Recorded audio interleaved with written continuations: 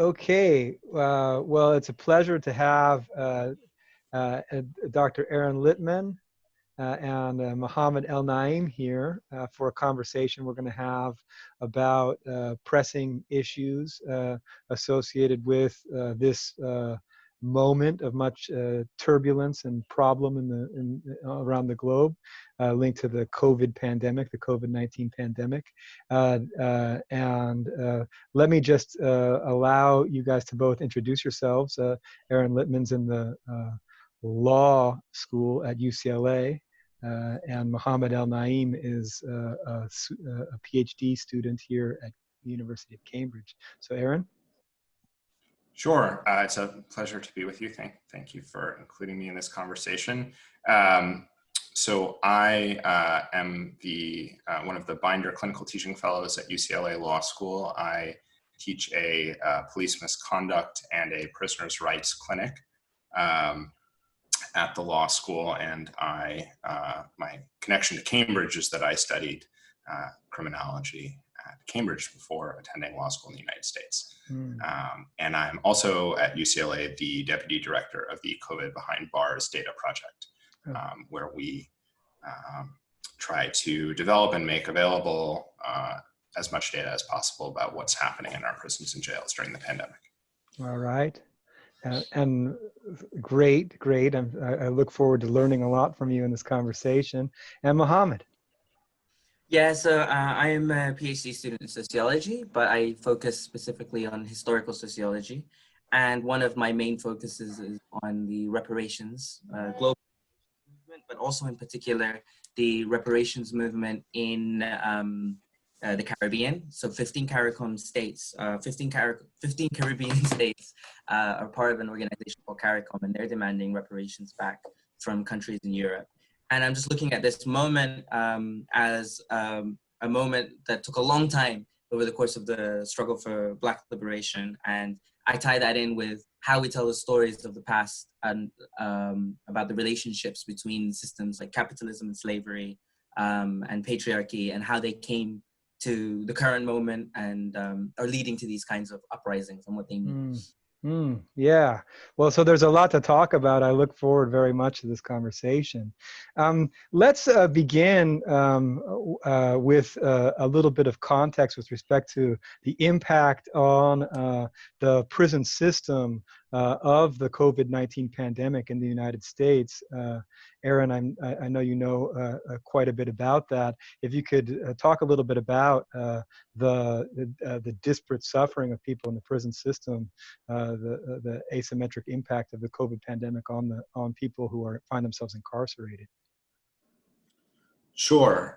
So to kind of set the stage, the United States has dramatically higher incarceration rates than most other comparable countries in the world, and the people who are incarcerated in the United States are very disproportionately people of color, of course, almost all poor, and there are at least 51 and actually many more carceral systems, because each state has its prison system, the federal government has a prison system, and then counties have jail systems.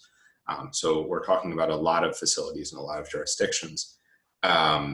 These are places that are very severely overcrowded, often where the quality of medical care is quite poor, and where people simply have no hope of avoiding infection. And so what public health experts predicted and what we've seen is that when COVID gets inside a prison or jail facility, it runs rampant. It's very hard to control, and in many cases, huge portions or even almost all of the people incarcerated and many staff members as well become infected. And so we've seen pretty dramatic numbers, about 50,000 confirmed cases in America's prison system. Wow. Among incarcerated people, an additional over 11,000 staff members who are infected,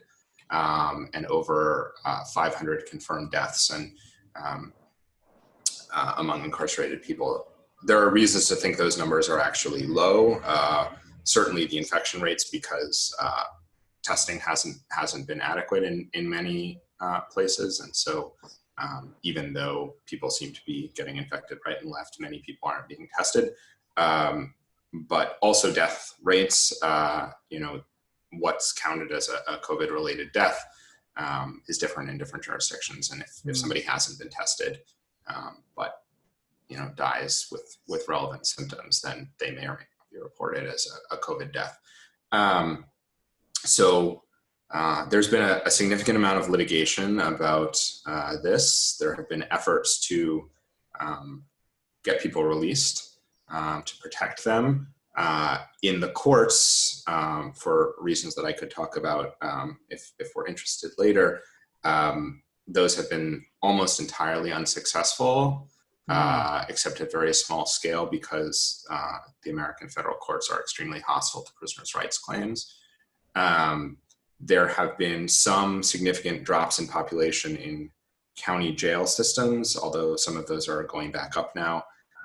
Those are places where people tend to be held pre-trial. And so there are more levers for reducing population in the courts and prosecutors' offices, in sheriff's offices. Prison populations really haven't budged in most places. And so there's a human catastrophe, which is also a way that I would describe our system of mass incarceration generally, that's playing out in our prisons and jails. And it's really highlighting the extent to which the burdens and harms of our criminal legal system fall most heavily on Black people, people of color more generally, poor people, and also highlighting the extent to which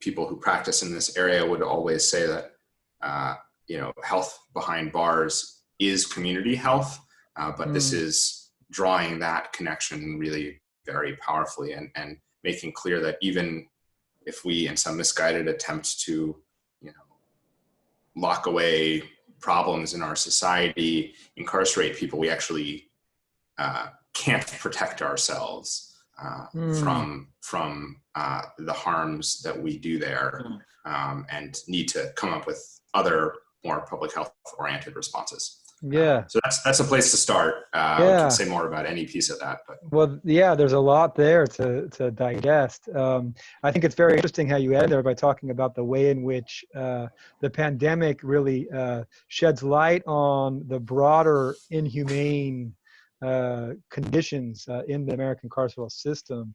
I think it's also the case with respect to the migrant detention centers as well, also come out and they become part of the public discussion in a way because of the disparate impact of COVID on them. But it also, particularly the first few weeks, it was generating conversation, this question about releasing people. But as you say, it kind of got nowhere. And so you see a kind of institutional reality that doesn't budge. But how about at the level of just conversations about public sympathy and things like this? Do you see any kind of turning with respect to the question of the plight of incarcerated people linked to this pandemic? Well, I hope so, and I think that ties in with the conversation we're about to have about the massive protest movements against police violence, and I think more broadly against policing as a way of responding to issues in our community. I will say that one place that we've seen movement, which is important in population reduction, is in those county jails. And so some county jails, even in conservative rural parts of America, drop their populations by up to 50%. That's one extreme end, but many drop populations very significantly. I live in LA County, which has the largest jail system in the country. We, as of the last year, incarcerated about 17,000 people in our jail system, which is bigger than many state prison systems. bigger than some countries' prison systems. We now have about 12,000 people in our county jail system, which is still far, far, far too many. But what's really striking is that those population reductions have happened, and there hasn't been a huge spike in crime, right? And so I think people are understanding that that is an illustration of the fact that we don't need large-scale carceral responses to violence and wrongdoing and a variety of things that are issues that we need to respond to in other ways. Yeah. We seem to have lost you. Mohammed, you want to hop in here? Hopefully we get Aaron back. Yeah, I mean, just on this topic of the broader context in which this is happening and new approaches to that are, you know, becoming the mainstream. I mean, one of the things is that what's become a mainstream conversation at the current moment has been the conversation around defunding the police. I remember a while ago when I was in when I first joined the movement back in 2014, and when I was in the United States, we were working on in Oakland, California, on Proposition 47, and at that time the demands that we had were quite tame. We were trying to knock down non-violent, non-lethal felonies down to misdemeanors, and that in itself was hugely controversial.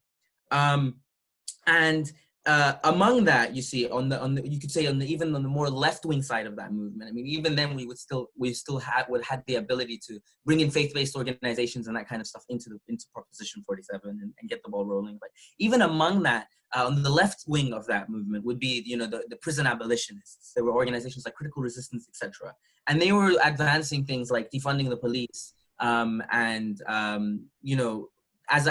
a step in the process of abolishing the police entirely. And, already we were seen as controversial. That was considered a fringe concept, unless you were, an activist on the radical left. And even if it's been altered a little bit as it's come into the mainstream conversation, it's still in the mainstream conversation. And that was something that, for me at least, I mean, I'm not an expert in this, but that was something that seemed unimaginable just 2 weeks ago. Yeah.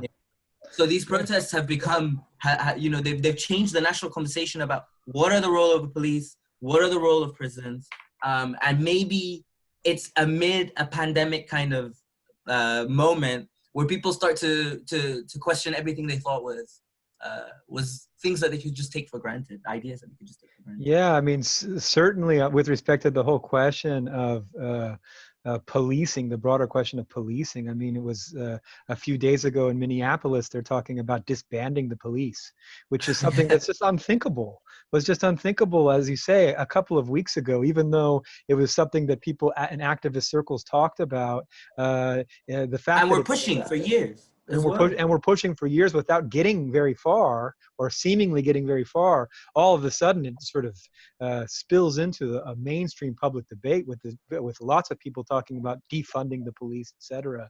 So it's an interesting thing, and it is related, of course, to the way in which the pandemic sheds light on so many of the injustices in our system. But let's back up a little bit, and we'll get back to these broader questions. But just talking about the way in which the pandemic sheds light on these grave injustices. I don't know, Aaron, if you could tell us a little bit more about the situation in the prisons for prisoners, for people who find themselves incarcerated, with respect to particular kind of conditions we talk about lockdown generally, but lockdown conditions in the prisons. I'm sorry, my internet connection has been having some issues, and so if you could just say that one more time, I will hope that it doesn't continue having those issues. Oh, no worries. Sure this is the beauty of our Zoom present future. I so miss having, I guess we probably wouldn't have had this opportunity, but I miss having the opportunity to sit in the same place as other people and not have lags, but here we are. So the question I was asking, because when you started having the internet problems, I got Mohammed to jump in, and Mohammed was talking about how the awareness of the inhumane conditions in the prisons is a broader kind of, there seems to be a kind of broader awakening of awareness of all sorts of inhumane things. Sure. And then we got into the discussion a little bit about policing, et cetera, which we should talk about more. But I just wanted to get a little bit more about the inhumane conditions in the prisons. So you talk about people who are falling ill and dying, but what about the broader conditions of lockdown in the prisons? I know here in Great Britain, prisoners, people in the prison find themselves over 23 hours a day in segregation. It's 23 hours and 45 minutes in some cases. And Sure. what the situation is like in the States. So, I mean, there are certainly widespread lockdowns and, denial of a variety of the things that make life behind bars somewhat bearable to people. That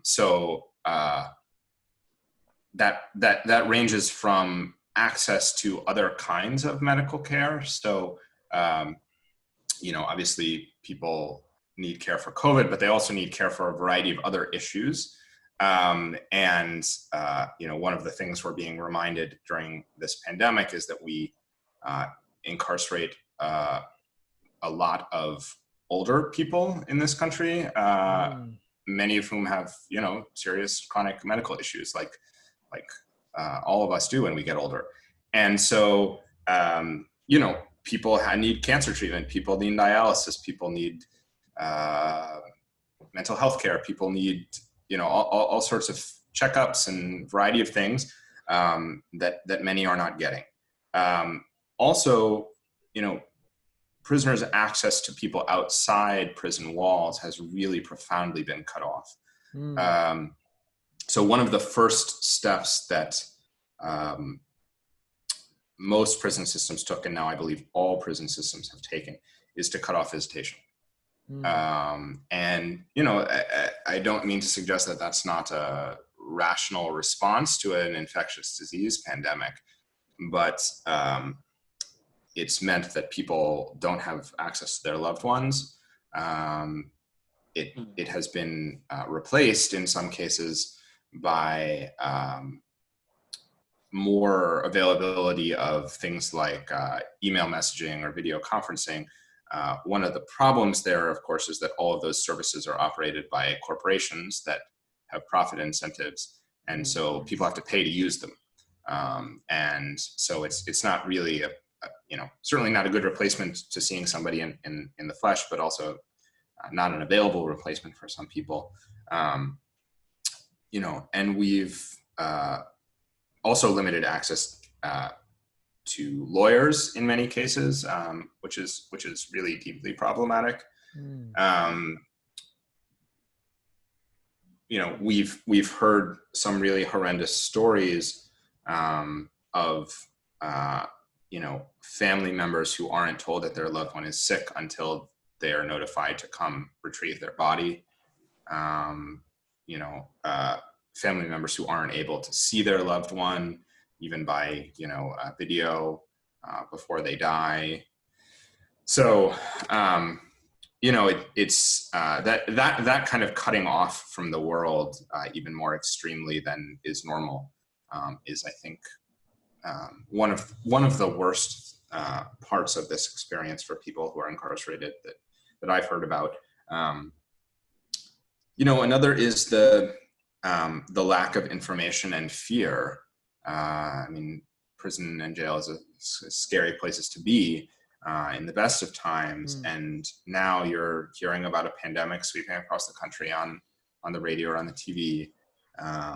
And officers may not have good information to share with you. You might ask for a mask and not get one. You might be told, that it's fine to do X or Y and Z when you believe it's not safe to do it. You may have concerns about symptoms that aren't being attended to. So it's a scary time to be at the mercy of other people. Yeah.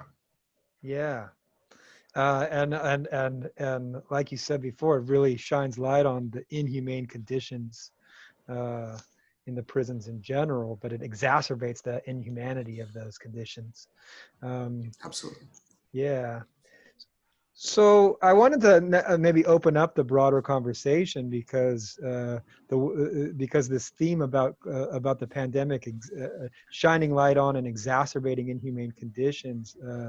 One of the most interesting things that has happened in years, in fact, uh, someone who watches closely politics and political developments in the United States, is this in the context of this pandemic, this real outpouring of emotion around the brutal murder of George Floyd, and subsequently this real spread of massive protests against police brutality. Just open up the floor to both of you guys to talk a little bit about the relationship between this COVID-19 pandemic and this really amazing set of revolt. You want to start? And Yeah, no, I mean, it's just, when it first started happening, I was a little bit ambivalent. I was worried because it felt like deja vu. When I was in my undergrad, we had responded in protest to the killings of Mike Brown and Eric Garner and Sandra Bland. And it seemed like this was repeat, it was rinse and repeat because, the acts of rebellion in the history of the Black struggle has existed for a very long time in the United States.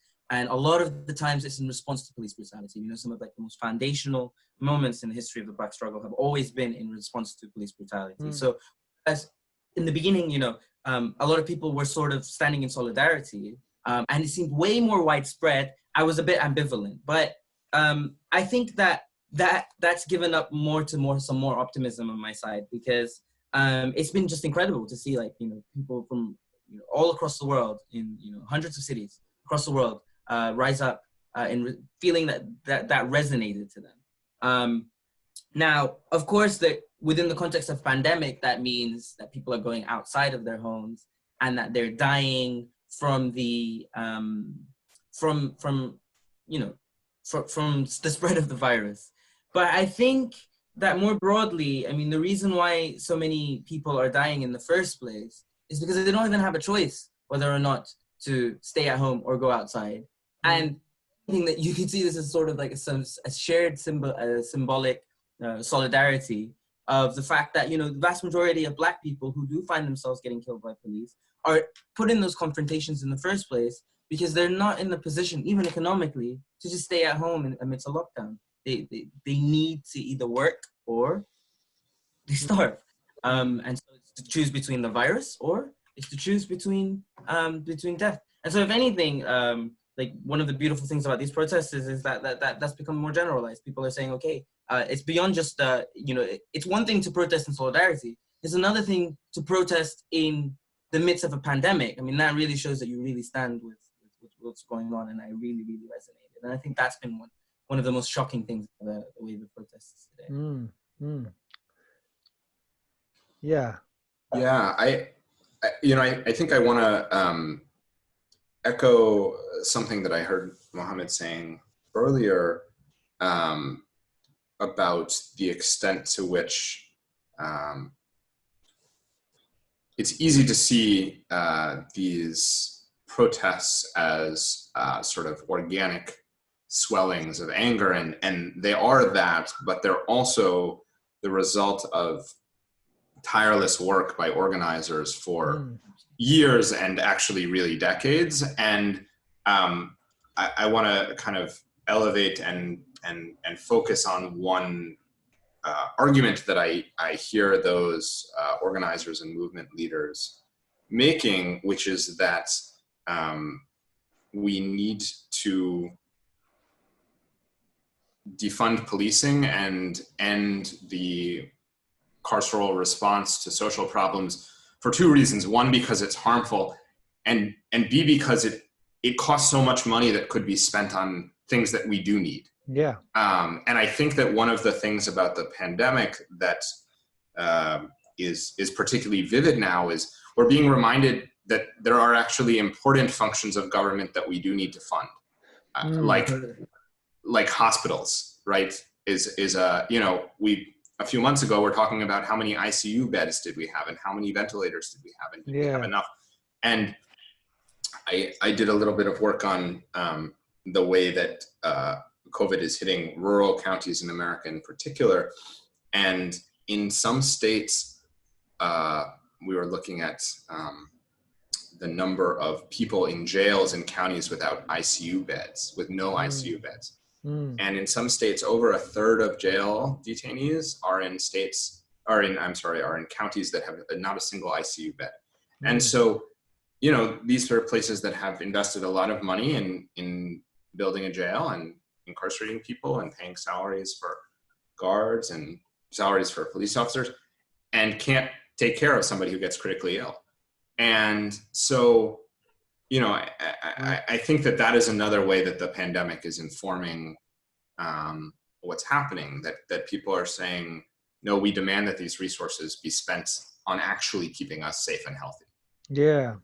Yeah, well, there's that powerful image that was quite viral on the social media of juxtaposing these police officers who were dressed up like stormtroopers with all of this very expensive military equipment on the one hand, and then next to them people in hospitals who were wearing garbage bags. For their PPE, so I think that there is something about that certainly resonates. Mohammed, you want to say something more there? Yeah, I mean, it's just that on top of all of that, I mean, we've been told consistently for, especially here in England, at least, like since the Lib Dem and Conservative coalition government introduced austerity policies, like the official policies of the country, but broadly under neoliberalism, that, there is no alternative to budget cuts. We need to cut down the government. We need to stimulate the private sector, et cetera, et cetera, et cetera. And what makes the argument of defunding the police so unique in this moment is amid this time when people have been saying, we want a bigger welfare state, we want more healthcare, we want more public services, more support for mental health, and the government has consistently responded because of the economic orthodoxy of the time, and the elites have responded, that's not possible, that's not possible. Who's going to pay for your tax? Who's going to pay for your free education? Who's going to pay for your free healthcare? And now all of a sudden we're seeing medical staff unable to be prepared for this pandemic because they don't have enough equipment. But we're seeing, like you said, stormtroopers running around in the streets with huge tactical gear that's absolutely unnecessary. The amount of money that they spend on just tear gas alone, as a bandage to resolve the problems that are coming from this neoliberal, hell that people are living in. I mean, when you come now and you say defund the police, you're actually reflecting ideology of austerity back on them, and so if they say no, that puts them in a really, really awkward situation, because then they have to defend why they are not prioritizing healthcare, they are not prioritizing public services, but they are prioritizing the police. And I think it also allows people to reveal something about the nature of austerity and neoliberalism. It's austerity. It sure is, for all of the necessities of life. But when it comes to police, it's increased militarization because it recognizes that the absence of all of the necessities of life leads to social ills and social problems. And so it demonstrates very, very clearly how all of these confrontations, from Eric Garner, from George Floyd, are also directly related to the economic system. I mean, Eric Garner, for example, who was asthmatic, right? We know that. We know that he had been selling illegal cigarettes. Why would he be selling illegal cigarettes? Because he doesn't have a job. There's the absence of a public sector there. There's privatized healthcare, which means he doesn't have access to insurance. All of those things, on top of him being black, and then with the militarized police, all of those lead to the encounter that leads to Eric Garner's death. And we're seeing the exact same thing with George Floyd's death. I mean, it's again counterfeit money, right? It's again it's compounded even further when people have said that, and I'm not sure if this is true, so you can correct me if I'm wrong, that he was also tested positive for coronavirus bankruptcy. You know, all of these things show that, okay, if you're not going to defund the police, well, then you better have a good enough argument for telling me why you've defunded everything else. You know? That's really one of the really powerful things about the defund the police challenge at this moment. I mean, I think also one of the reasons why these protests resonate so much is that they're about police brutality, and the police are always the police and mainstream people are always trying to talk about it being one bad apple. But we see in response to these protests such systematic brutality on the part of the police forces. So it's almost like they're performing the point. I don't know how many people were you know, in, what was it, in Buffalo, where they They did a photo knocked down shoot. that 75-year-old peace activist, concussed him, what have you, and then there was outcry asking for, you know, there to be some sort of accountability. So there was some sort of accountability, and then it was like en masse, the police department gets a whole mass wave of resignations and protests. So almost as if proving the point, yeah, it is all of us. It isn't just the bad apples. You know? Anyhow, Aaron, you want to come in on this? No, I mean, just to say that I think that, you know, we are seeing, there are a variety of ways in which the pandemic is clarifying the world that we've all been living in at the same time as it's radically changed it. So one thing I've enjoyed and even been amused by and also delighted by is that often people don't go to public hearings in the United States, in part because it's a real pain to, especially in LA traffic, to get to the hearing at 7 o'clock at night, and you have work and to sit in line for so long.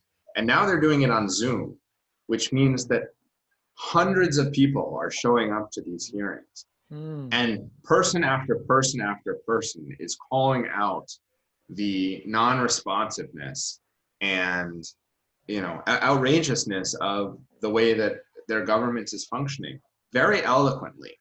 And, you know, so we saw it in, I used to live in Georgia, and there were these photos and videos of people waiting in line to vote in Georgia. And, you know, the pandemic is illustrating the way that people are being prevented from voting, and have been for many years in Georgia. When I used to live there, lines were long too. But now you have this image on the front page of the Atlanta Journal-Constitution of people wearing masks spaced out block after block after block, waiting 4 or 5 hours to vote. And so, you know, I think that's, it's a moment of crisis, but also, you know, a moment that allows people to reimagine how things might be, because they've been forced to reimagine how things are, because there's been a radical shift already in all of our lives. And it's making some things clear that, you know, maybe the most visionary of our movement leaders were making clear all along, but now are clear to all of us.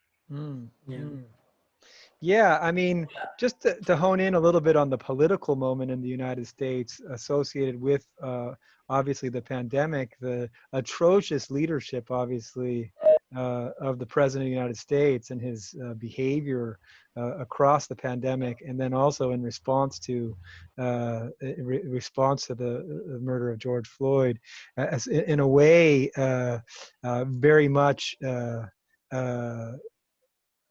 in response to that kind of atrociousness. It really kind of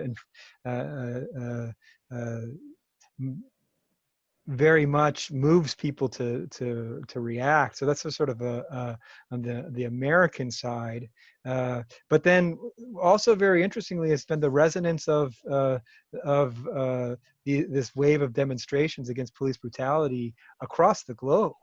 Across the globe. I mean, I have contact with grassroots activists in the informal settlements in Nairobi, and just yesterday they had a relatively big demonstration against police brutality in the informal settlements of Nairobi, and that's just one example. Obviously, in this country, there's been an impressive wave of demonstrations. In Paris, there's been so all around. So I guess just to open up a little bit more of a discussion with respect to the particulars with respect to the political moment in the United States and its relationship to the pandemic, but then more generally to try to account for this resonance around the globe. Yeah, there's so much to say about our federal government at the moment that I'm not sure I'll try to say many of those things, but one thing I'll say is that I think this is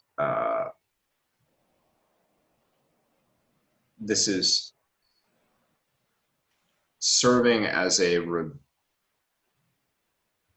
to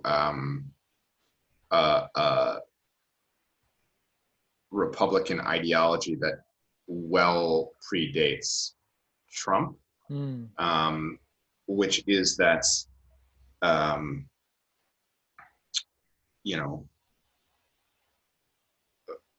functioning supportive governments should be eliminated, and I think we're being reminded very powerfully that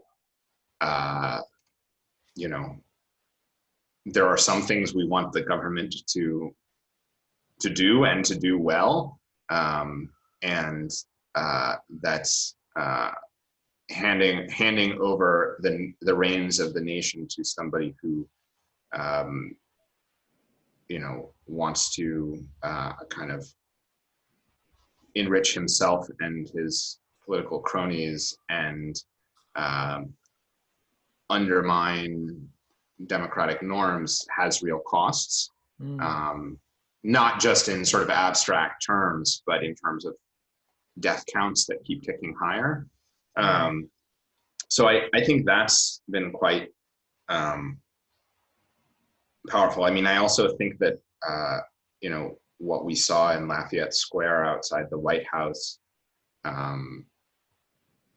was a show of authoritarianism. And I think that it's critical that we call it that, and not be satisfied that, you know, the president sort of stepped back and hasn't continued and in that particular vein, and that we, you know, I think the creep of authoritarianism is a slow one, and it's been creeping for a while. And so, you know, I mean, the idea of attacking peaceful protesters to go stage a photo opportunity with a Bible is horrifying and needs to be identified as such, and is really outside of the bounds of what were for many years considered acceptable behavior by a president in the United States. And so, you know, I think it's a moment for drawing some lines, and you know, over the course of the past years of this presidency, there have been efforts to do that, and I think that you know, the current president is an extremely savvy political operator in a lot of ways, and has been very effective at tearing through those lines without notice. But yeah, Mm. those are my thoughts. There's obviously lots to Yeah. say about Donald Trump, but Yeah. And Mohammed, maybe talk a little bit about the resonance around the globe. Yeah, I mean, okay, I mean, I'm not sure about everywhere, but I know about what's going on in England, and just from the previous people that have been on your video cast, I know briefly about what's happening in places like Kenya, and it seems to be that, like, one of the things that really resonated with me when in your last in a few episodes ago you were speaking to a leader in the social justice center in Kenya, and she said that they were being fined for not wearing their masks, and then being up, and then being bribed. I Yeah. mean, that's really interesting, because it's shown that, like, it's in the most disgusting way possible. States have criminalized the people who are the most vulnerable to getting coronavirus. And they've gone out to protect the people who are least vulnerable, to protect them even further. I mean, in England, for example, we had the situation of Dominic Cummings. He's a senior leader in the Conservative Party, went to go see his family, was tested positive, right? And the Conservatives defended him.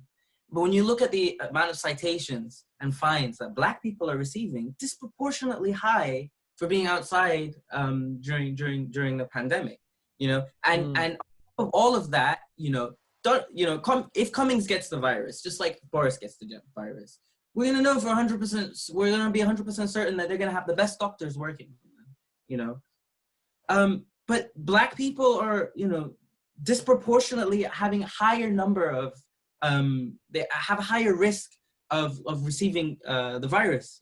We've heard some horrific stories of people, where the virus, and racism intersect, with people spitting in workers' faces and them dying, and a lot of, like, Black women, Black men. We're hearing just recently they released a study that said that disproportionate number of pregnant women. If you're a Black woman, you have 8 times higher chance to die from coronavirus than if you were a white woman in the United Kingdom. And one of the things is what Black Lives Matter has done is it's one thing to see this as a solidarity, but another thing is actually people are also waking up in all of the different countries, right, to the fact that anti-Black racism is not only particularly unique to the United States. Here in the UK, for example, you have 40 times % higher chance of being stopped if you're Black. And back in 1997, after the death of Stephen Lawrence, the government itself indicted itself by claiming that Britain is institutionally racist, with the McPherson report. And there's still so much that needs to be done here.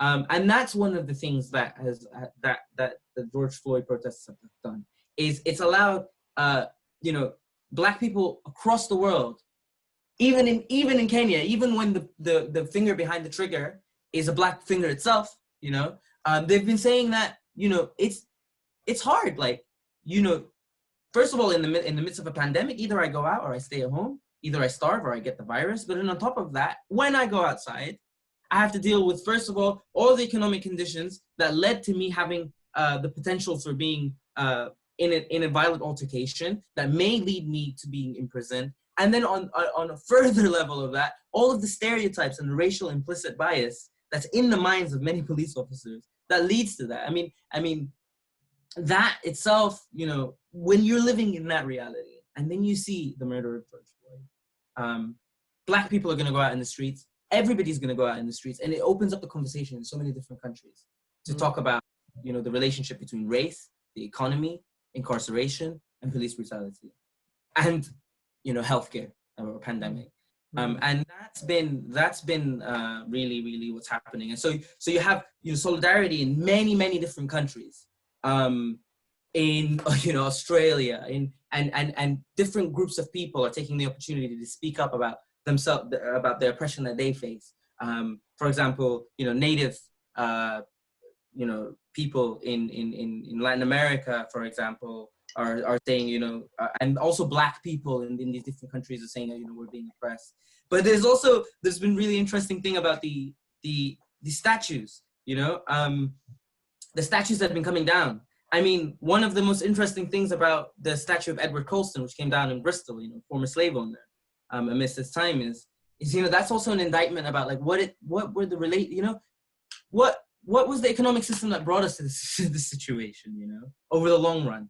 I mean, Bristol is fascinating because when Eric Williams, you know, the first prime minister of Trinidad and Tobago, wrote his magnum opus, Capitalism and Slavery, he said that the lifeblood, you know, of the slave industry across the world, across the transatlantic slave trade, you know, a huge part of it were three cities.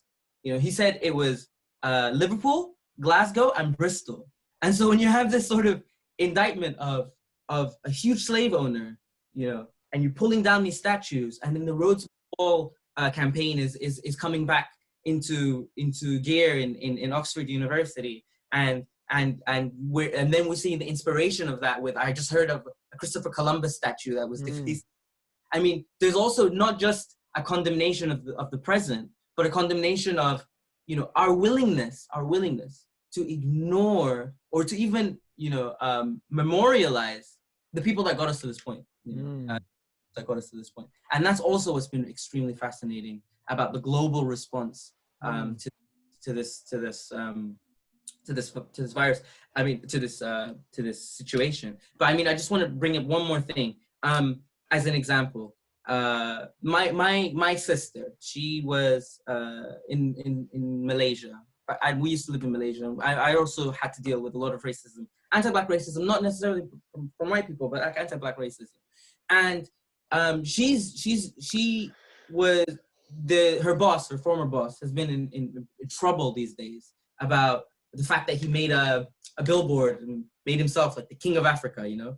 And she's released all of these stories that people didn't care about, you know, in Malaysia, just as an example, until this moment, about the ways in which, you know, at a photo shoot one time, for example, they said they didn't want any Black people there, and they messaged that in the WhatsApp group, the boss, you know, or the fact that they edited her and her other Black colleagues out of an advertisement and things like that. And the media is now finally listening. You know, her post just went, you know, viral on Twitter, and that's just an example of one Black story in one country in Southeast Asia, Malaysia. I'm sure that anti-Black racism, people are learning about, and people are finding the opportunity to speak about their suffering because of the movement that was spearheaded by organizers and people on the ground, and poor people in the streets in the United States. Yeah, so very interesting, and you know, the way that it seems like a watershed moment in many respects. Let's kind of go full circle and talk about the ways in which perhaps this moment might lead to change with respect to the inhumanity of the carceral system in the United States, with respect to the brutality of the police in the United States, and perhaps more generally. I mean, what do you think are the prospects in the context of this pandemic, with this massive amount of mobilization, it leading to concrete change with respect to the institutions of the carceral system and the police forces in the United States? Well, you know, I think that there are institutions that are easier to change, and there are institutions that are harder to change. I think, you know, I feel optimistic that we will see, you know, I don't think that many police departments will be disbanded, realistically, although I hope that's wrong. But I think that we will see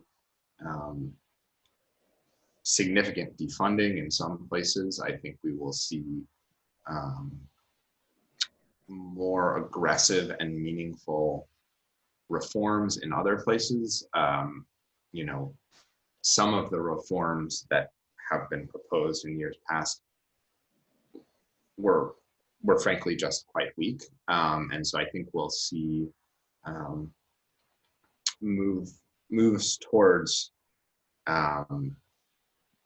much more transparency around the ways that police behave and use violence, more legal and particularly financial accountability for things that police do, through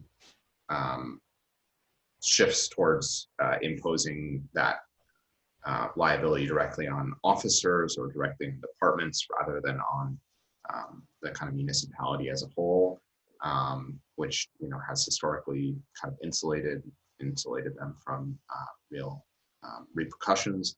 I think we may see a shift towards changes in qualified immunity, which is a legal doctrine that has protected police, a court-created doctrine that means that there's no liability for a lot of really outrageous things. I think that one of the virtues of and problems with our criminal legal system is that it exists in many jurisdictions. And so even if we were to elect a very progressive president, and I would not describe Joe Biden as a very progressive person, but even if we were to elect a very progressive president and have a Congress that was able to pass very progressive legislation, there are important things they could do, but there would also be real limits to what they could do. And so I think what we're going to need to see is a range of approaches across the country, and hopefully there will be continued pressure from a growing movement for Black lives and for a non-carceral response more broadly, because of course, while Black lives are very disproportionately brutalized, certainly white lives are too. Certainly other lives are too. So, it's not as if I used to represent people who are incarcerated in Georgia and Alabama, and many of my clients were Black and some of them were white. All of them were poor.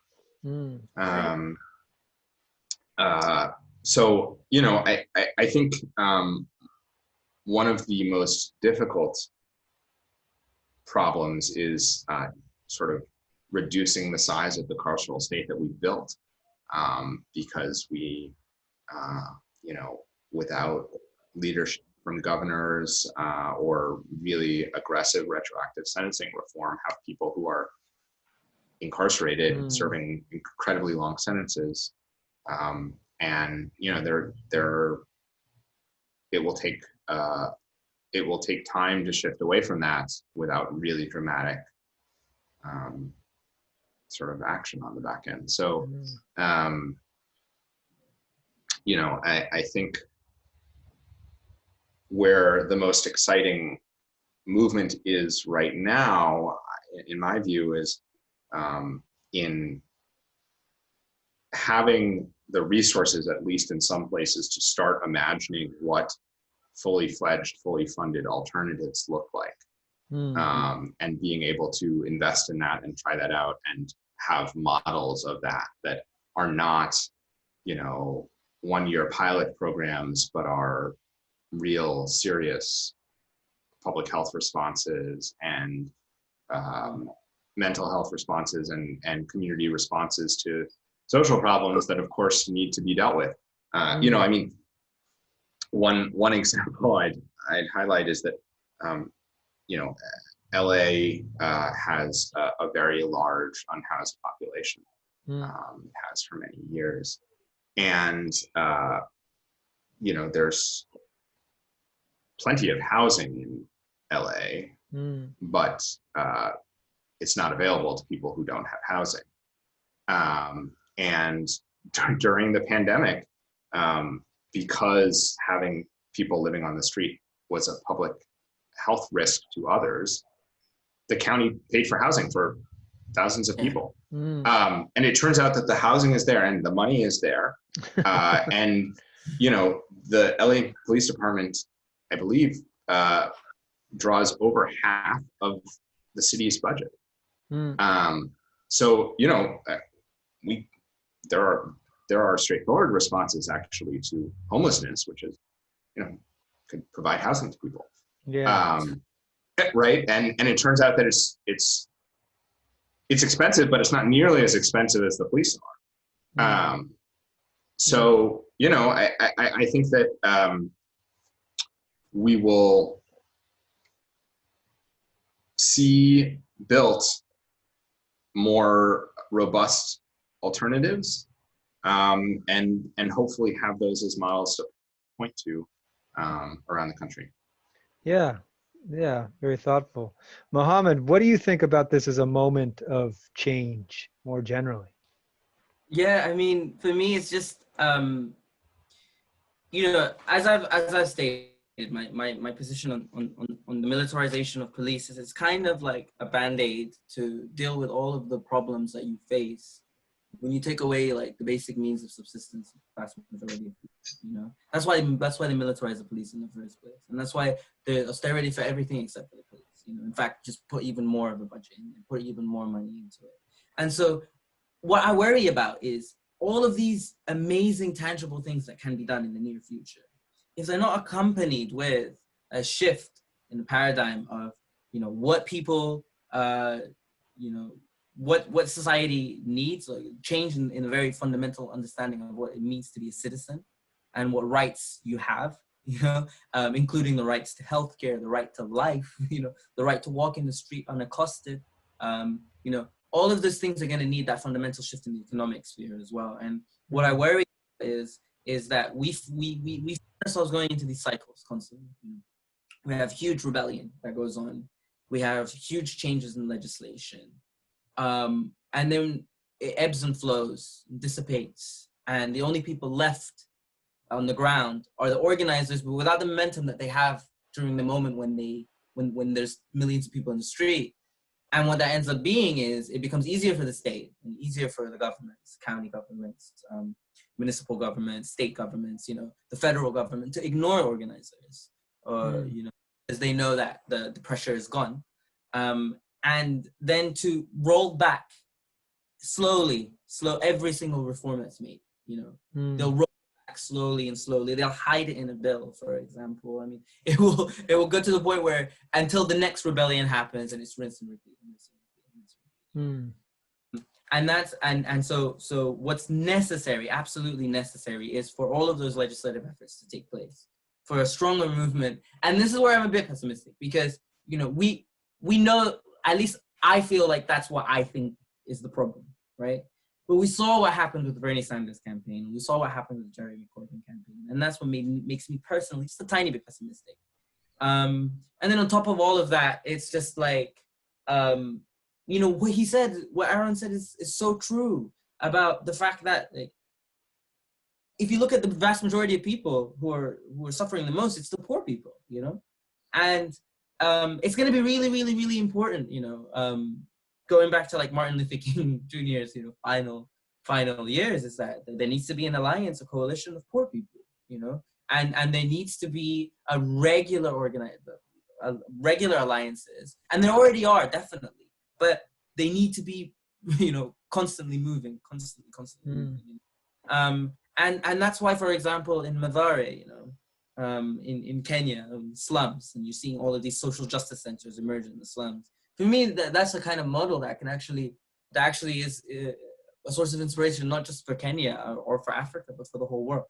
When we start to see these kinds of organizations really have not only extremely organized and working together, but have a say in the international sphere,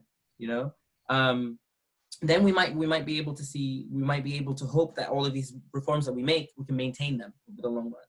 Otherwise, I'm a bit cautiously pessimistic, only because I've seen, democratic socialists or socialist after socialist get, face sabotage, or fail to win public opinion. And this is also happening in a time when the global revolts everywhere, from Chile to Ecuador to Colombia to Lebanon to Iraq to Sudan, and almost always you see that they were in response to questions concerning privatization or cuts to public health services or cuts to subsidies that people need. And again, we're seeing everywhere the same response. an increasingly militarized police going against the poorest people possible, showing very well what the state prioritizes, and trying to just re-entrench that system. It almost seems like they're running out of bandages, you know. They bring the militarized police, they come back, people revolt, people get more. I mean, you put these protests are going on in the United States within the broader context of what's happened in just 2019, 2020, the amount of governments that have fallen, and the amount of prime ministers and presidents and dictators that have resigned. I mean, you realize that, like, you know, either we have that kind of shift, you know, or it's just going to continue.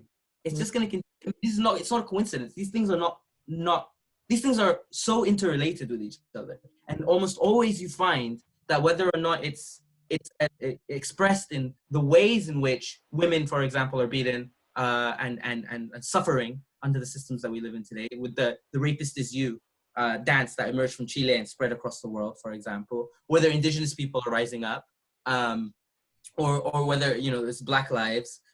A lot of the times, all of these things, if one thing that's a common ground among all of them, you'll find that it's related to these basic things about the right to eat, the right to live, the right to have a shelter, the right to walk in the street without being brutalized by the police.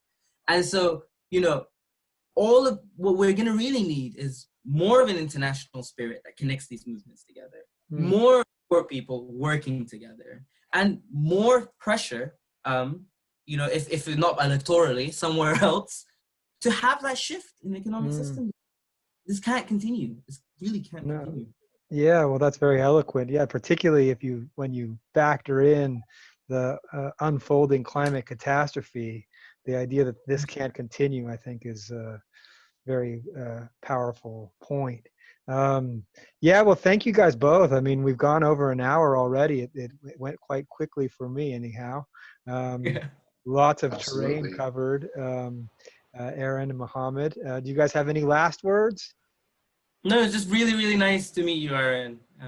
Likewise, wonderful to have the conversation, and look forward to potentially continuing it in person when that's possible. Excellent. Excellent. All right. Well, thank you guys very much.